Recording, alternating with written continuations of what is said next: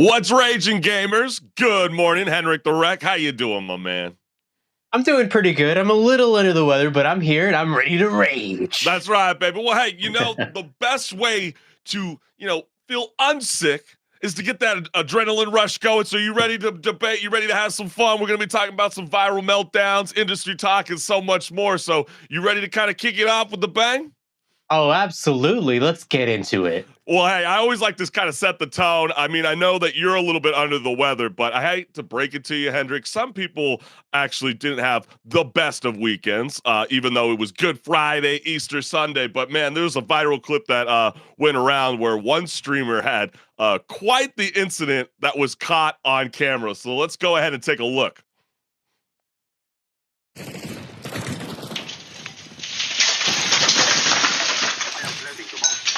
What the fuck? My ceiling just caved in.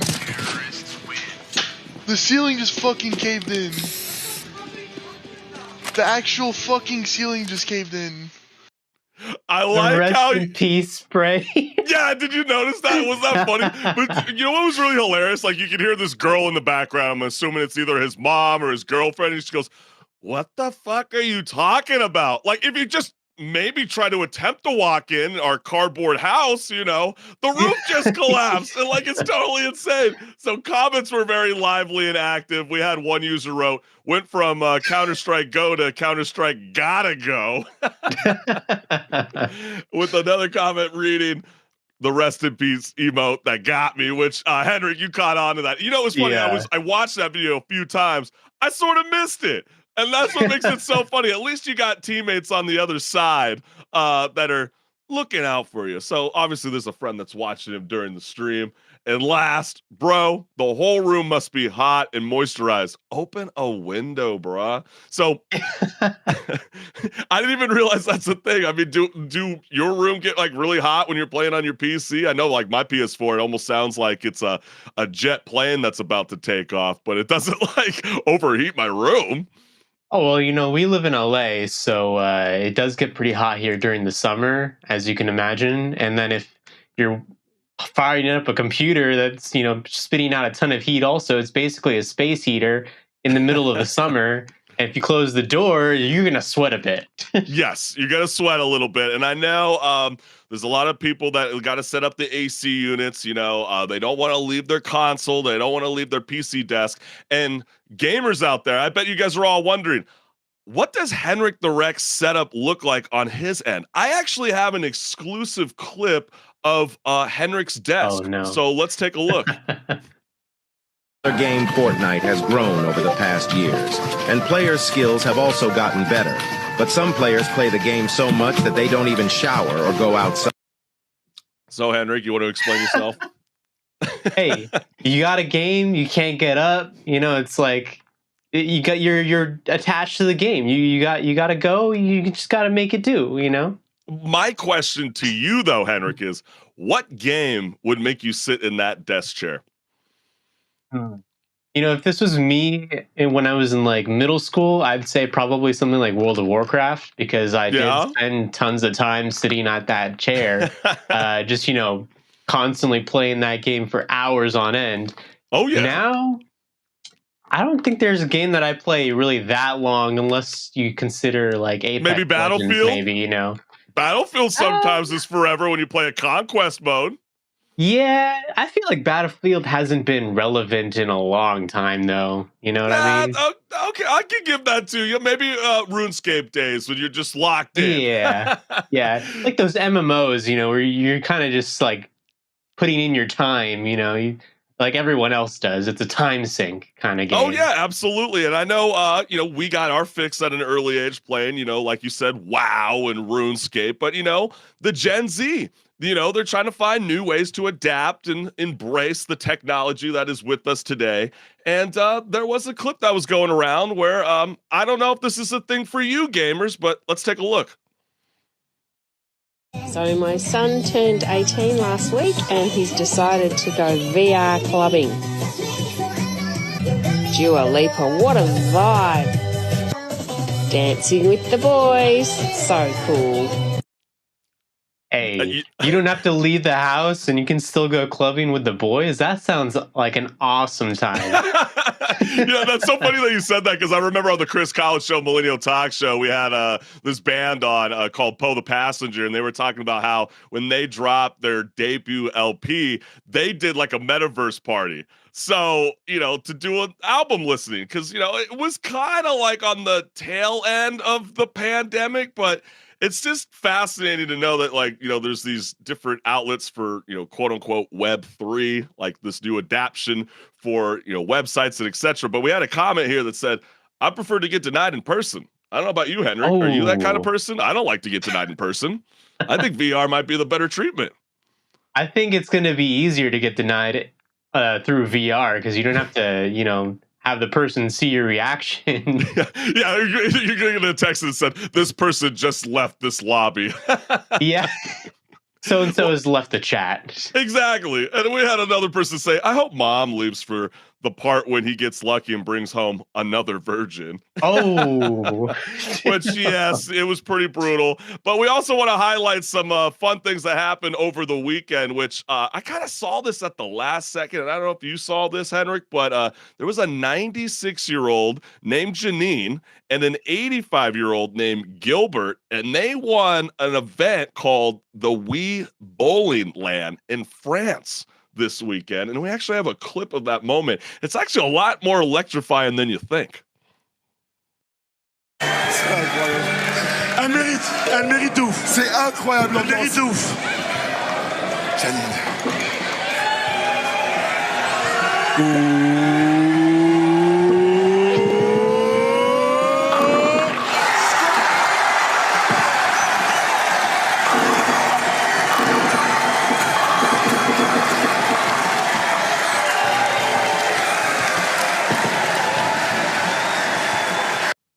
Oh shit, Granny hit the gritty. Finally, a sport where you don't have to actually get up and do anything. You just flick your wrist and you're good. Exactly. Like everybody feels like the longevity of a sport would be golf. Like I always know my dad would always joke with me and be like, oh my gosh, if I was younger, I wish I knew golf because, we saw Phil Mickelson, 50 plus years old, playing at the Masters. Really, really cool. But all I know is a lot of people said, someone's going to get extra pudding at the retirement home tonight. So, but hey, this is Rage Quit Video Game Talk Show, and we are excited you, the gamers, are here with us. So we might as well set the tone, get the party rocking, and time to rock and roll. What do you think, HenricK?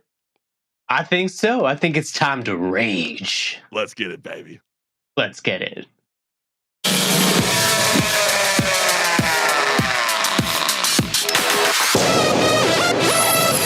Hey everyone, this is Pause or Repeat. Here we figure out whether a game is really worth your time and money. Today's game is Crime Boss Rockay City. What do you get when you put together a ton of well-known celebrities into a game? You get Crime Boss Rockay City. This game came out recently on March 28th. The whole selling point of the game is that there are big celebrities such as Chuck Norris, Michael Madsen, Danny Glover, Danny Trejo, and even Vanilla Ice and more. A wacky cast of characters, that's for sure. But does the inclusion of celebrities in your game mean it's fun and good? Let's dive into that by first talking about the gameplay. The gameplay of Crime Boss Rockay City is a shooter. Specifically, if you are familiar with the Payday series, it takes a lot of inspiration from that. Like in Payday, you are committing crimes and looting before you make your escape, hopefully in one piece. The entire time, the authorities as well as rivaling gangs are attempting to stop you, and eventually they do, in which Crime Boss Rockay City decides to throw a roguelike element at you, making you start over with slight upgrades to get further in your next run. There is a multiplayer mode as well, which recycles missions from the single player mode, which you can endlessly replay with friends. But what about the story? The story follows Travis Baker, played by Michael Madsen. Without going into spoilers, Baker gets together a crew of people, and together they try to win a turf war between gangs. Meanwhile, Sheriff Norris, played by Chuck Norris, makes his moves to stop you. The story is simple and is playing on the nostalgia of 90s action movies that the game takes inspiration from. The real goal of the story to entice you is with the performances of the known celebrities in the cast of characters. But now the question still stands. Pause or repeat? So yeah, that's Crime Boss Rockay City. For me, this is a hard pass. And I'm going to tell you why right now. This game feels so outdated. It feels like a game from like the mid 2000s, like around the Black Ops 1 era. I'd say it feels like they put all their budget into getting these celebrities in the game because they did not polish the game enough. It's buggy. It doesn't feel great to play. And not to mention, I don't know what happened with, I don't want to blame the actors for this, but some of the acting is a little like, this little is not atrocious, good. abrasive. It's a little atrocious. And, I like I said, I want to blame the actors for it. I want to blame probably the blame voice the actors. direction. Blame the actors. But These you never are know. Hollywood celebrities. True. It doesn't matter whether we're in mocap. Not Chris. Chuck Norris. I would expect better from him than what he did in this game. Well, maybe it's because he's not used to wearing that mocap spandex. You know what I'm saying? It's probably suction cupped all over his private parts, and he just, obviously it just didn't come through. I think you hit it. This game probably would have done best if it was on the PlayStation 3. Competing with, the likes of like Grand Theft Auto 4. But yeah, it's really buggy. The gameplay is awful. It feels like a lot of side quests that you would probably see in Grand Theft Auto Online. You might want to play it, when it comes for free on like cloud gaming, but that's because you ran out of options to play anything new or vibrant. Yes, this is a hard pass. I am definitely going to pause. It's you're going to want to pause after like the first chapter. There are so many different outlets you could go to. I think of like the Mafia series or Payday. You might as well play those games. This one, nah, that's not it, fam. No, yeah, 100%. There's better games to play, like you said, Payday or Mafia, or even, go do some heists in Grand Theft Auto 5, because that's going to be a better time than this. Yeah, I guess the only thing that's a benefit with this game compared to the heist on Grand Theft Auto Online is you won't be waiting for like 5 minutes in the loading screen just to get into the heist. But this one, clearly, you're not even going to want to play it with your friends because guess what? Your friend's not even going to buy the game. It's that bad. Yep. But we want to hear from you guys. If you've heard anything about this game or if you try it, let us know what your opinion is. Like obviously we said, it's a pause for us, but hey, maybe it's not for you guys. That's right, baby. But stick around as we got more left right here on Rage Quit Video Game Talk Show. So let's get it, fam. Let's get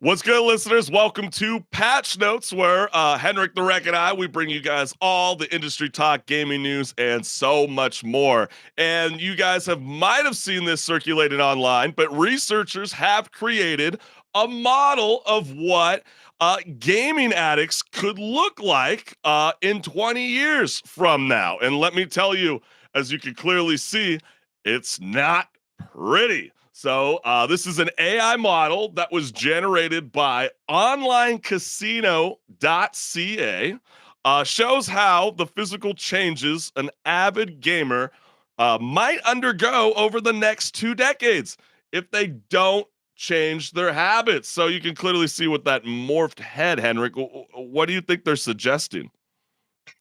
They're suggesting that because you're wearing your headphones for too long, you have an indentation at the top of your skull. I know, and I like to think that the king of radio, Howard Stern, does he look like he has an indent on us? Actually, we probably don't know because he has all that long, luscious hair. Maybe his skull does look like that after all. Maybe that's what's going to happen to us in talk radio. This is not going to be a good look for us, HenricK. Yeah, no, I think this is ridiculous. They've been kind of just like scaremongering people for this sort of thing for like 20 years already. And like, if 20 years have passed and no one's had this happen to them, is it ever going to happen? I don't think so. That's a great point because you clearly got some of these. I mean, let's be real. I mean, when you look at this photo right here, is there anything that kind of stands out that you possibly see as being a potential look of you in 20 years from now? I would say definitely that beer gut. That's a real thing.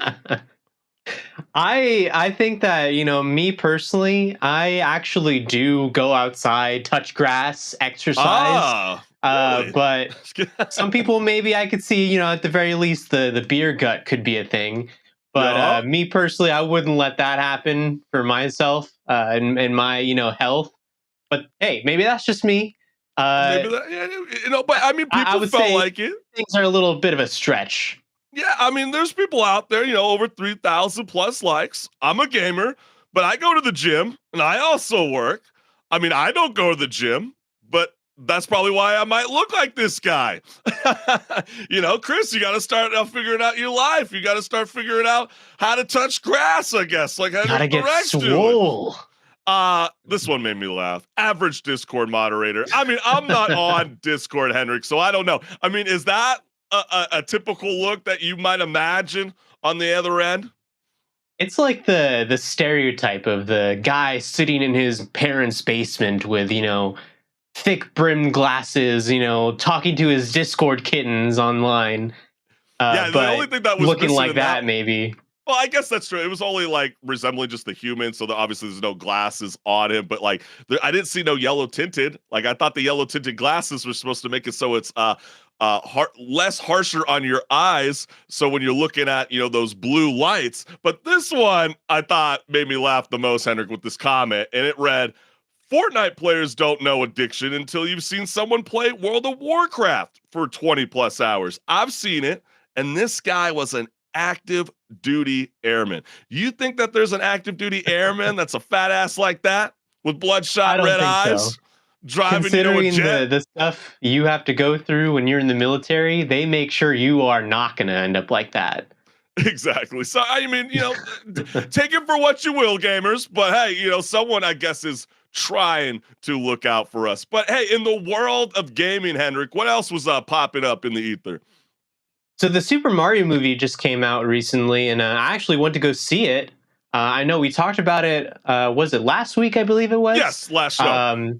We kind of had this discussion about it, about how, hey, I don't think that Chris Pratt's going to be that good. Well, I think he actually did pretty well. You started off like that. You were the one that was very skeptical. I did. You're right. You're right. And coming out of the movie theaters, how did you feel? Were you satisfied? I feel like I was satisfied. The only thing that really struck me and my girlfriend as an annoyance was Donkey Kong, voiced by Seth Rogen. Specifically, they had his laugh done twice in the movie. Why?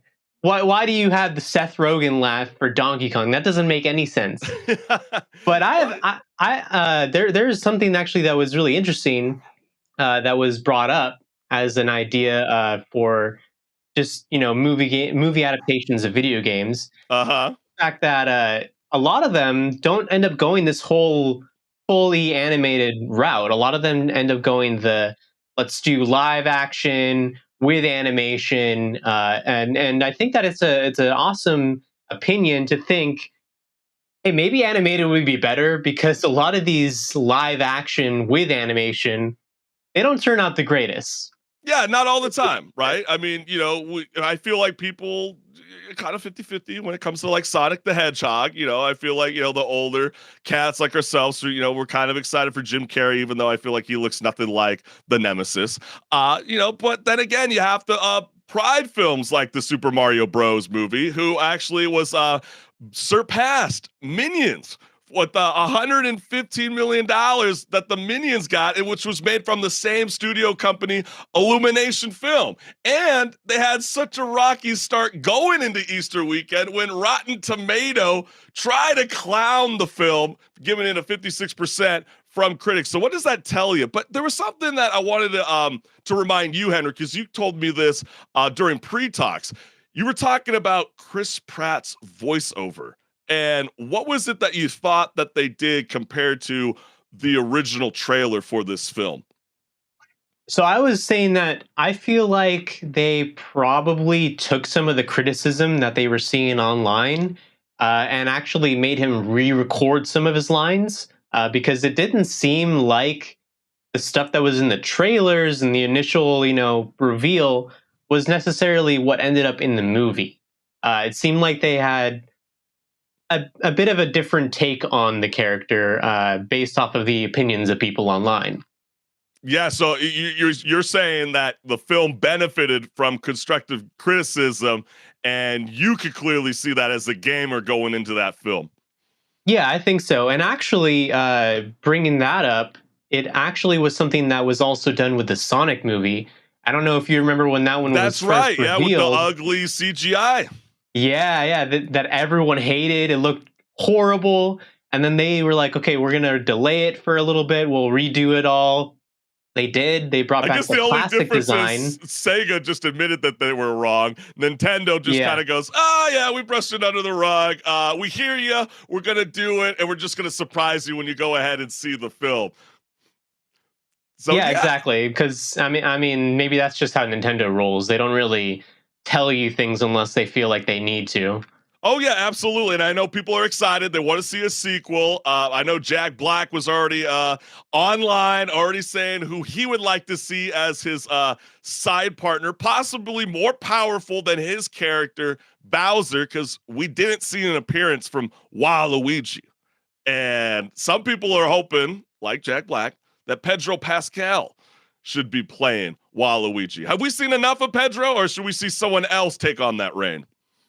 Pedro Pascal could be pretty interesting as Waluigi. I think that another person that could be interesting, he might be a bit too old, but like a Willem Dafoe, he could be interesting as Waluigi. But definitely they do need to bring those characters, Waluigi and Wario, and even like Daisy, for example, into the sequel, because I'm sure they're going to do a sequel.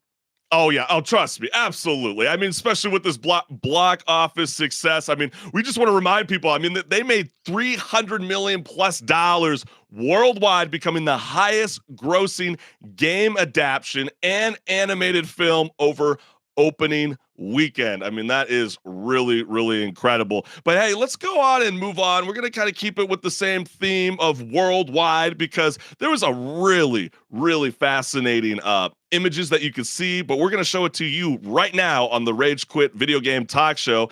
And because there is actually, oh, my screen kind of froze, but I will get this going for everybody right now. There's a chart right here that's called the most loved video game character in every country. So HenricK, go ahead and check this out. What is it that you saw here that really stood out to you? What stood out to me is, I think we talked about it in our pre-show as well. Zelda is loved in Russia, but not Link, just Zelda, which is crazy. And then when you pull up the most hated, Zelda is also the most hated in Russia. That's crazy. How can that be? How can it be that Zelda is the most hated and the most loved at the same time? But hey, maybe we just don't understand the Russian mindset in that sense. Some other interesting things were like Kratos in Mexico is one of the most loved characters. I didn't expect that. But yeah, hey, that Kratos was is a great character surprise. to love. Oh yeah, absolutely. Or what do you think about Ezio? That's like a decade-old character from the Assassin's Creed franchise. I mean, they try to make a film about it. It totally. I mean, he's really cool, so I can see why people would love him. But it is a pretty old game. You're right. Yeah, and then also you see some superstars that used to be in like the 90s, early 2000s scene, Rayman and Spyro making their way up there, which was pretty groovy. But when you check out the most loved franchise, I was quite surprised to see in the United States Mario Party was such a big hit. Hey, everyone loves Mario Party, okay? No, absolutely. Don't get me wrong. I mean, but and maybe it's a game that'll tear apart friendships, but I guess everyone in the States just loves Mario Party, right? Oh, absolutely. And trust me, obviously, as we got with clips here, with the most loved video game franchise, we got the most hated. And doesn't this doesn't surprise anybody. When you look at the United States, you got Tom Nook. If anybody knows Tom Nook, he's from Animal Crossing, and if you're from the United States, Americans hate landlords. So this makes sense, right? But look at Russia, right? What do you notice there? Like I said, they hate Zelda for some reason, but they also love Zelda. But no Link. I didn't see Link on here at some point. That's just incredible how that is even the case. Or think about in Mexico, they are not fans of Joel Miller. I mean, that was kind of like a character that everybody sort of embraced, even though we kind of even found out even more in the HBO series that he is a mass murderer. I mean, do you love him? Do you hate him? Do you sympathize with them, HenricK? I mean, I can appreciate the character's like message that is, by him being written into the story. But he definitely is not a good person. I'm actually curious. I don't think we have the data on that, but I'm curious as to what Mexico's opinion is on the Last of Us TV series. Yeah, that's true. If but they all really I know hate is Joel Miller that much. right? Or think about Luigi. I didn't know people really hated the homeboy like that. I mean, that's totally insane. And then when you look at the most hated franchise, I'll speak on obviously NBA 2K. I think this is a very real thing. Clearly, you can see that there's FIFA there as well, or Battlefield or Halo. I think these games are there. This is just my personal opinion, HenricK, is because a lot of people hate these predatory microtransactions. I mean, if you want to be the most elevated player online, you got to pay to win. Do you think that plays a factor in this? No, it definitely does, because every time I think of NBA Y2K, I don't play it very much myself, but it is definitely one of those games, kind of up there with like the FIFA series, where it's like, all right, if you're playing this game, you're like a couple $100 down the hole playing this game because of the microtransactions. Oh yeah, absolutely, fam. And I mean, it's totally insane when you definitely see what is going on around the world. Very cool of Liberty Games to grab the geotag tweets to show us gamers what the hell is going on. But we got one last topic that we want to bring up. And HenricK, what's going on in the world of like energy drinks and video games, and why does it have anything to do with our world? Yeah, so to end on a kind of funny tone, so Monster Energy, the gamer choice drink, they actually apparently don't like some games using their Monster quote unquote name. Recently, this company called Glowstick Entertainment, they got legal action threatened on them for their game that is called Dark Deception, Monsters, and Mortals. And the only reason that they got any legal action sent their way was because they have the word monster in their title. And it's not the first time that Monster Energy has done this. They've done this with hundreds of things. Pokemon, Capcom. Yeah, Pokemon, Capcom titles. Like at this point, they're really just abusing the system, flexing their muscles, not really muscles, more so their money, because they're partly owned by the Coca-Cola company. But I don't know. What are your opinions on this, Chris? I think it's definitely crazy. I don't think that one person can truly own a word, especially like Monster. I think it's totally insane. I mean, especially when you see a tweet from Brittany that says, hilarious that they try to sue the highest grossing media franchise of all time. Did they not consider Digimon digital monsters from Digimon or Godzilla and etc.? Or think about, people who literally think that this is okay to trademark common words. That's how I feel. And I feel like the people are speaking for us. And I was thinking about you and your girlfriend, because this is so true. I mean, Pokemon and Capcom lawyers are basically saying, prepare for trouble and make it double, baby. And also, last, could you imagine if Monster actually had the kahunas to actually go after Disney and say, hey, that Disney Plus series that you developed out as something called Monsters Inc., Monsters University, and etc. Well, that is just not gonna play out well for you guys. It's totally insane, totally wild. Clearly, they try to push this in the country of Japan.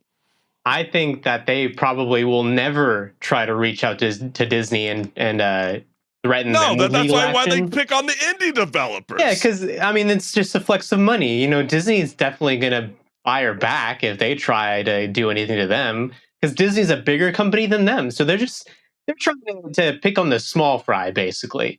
That's actually, I know that we've had this Sony and Microsoft beef, but actually that might be kind of pretty entertaining. Monster Energy versus Disney. And on a final note, it's I'd really pay to funny. watch that. I would pay to watch that. I would pay to watch that too. Yeah, C-SPAN. You don't have to pay. But hey, gamers, we want to thank you guys for joining Rage Quit Video Game Talk Show. Make sure you like and subscribe so you never miss a live show. And HenricK, where can they find your content? So if you go to chriscollinsshow.com, there's a page just for me and my content. You can find the stuff that I've made and worked on there, but you can also follow me on Instagram, TikTok, and YouTube, as well as Twitter. That's right, baby. And also, I have a music podcast called Off the Fret, more music talk, featuring Nashville country star Amanda Cooksey, out now on YouTube or wherever you listen to podcasts. And join me on the Chris Collins Show live every Friday at 10 a.m. Pacific Standard Time. And you got to follow us to know who our guest lineup is for this week. For all the gamers out there, we love you, fam. Enjoy the rest of the week. Set the tone, baby. And we will see you next Tuesday live every 10 a.m. Pacific Standard Time. Let's get it, baby. We'll see you guys soon. See you then. Peace.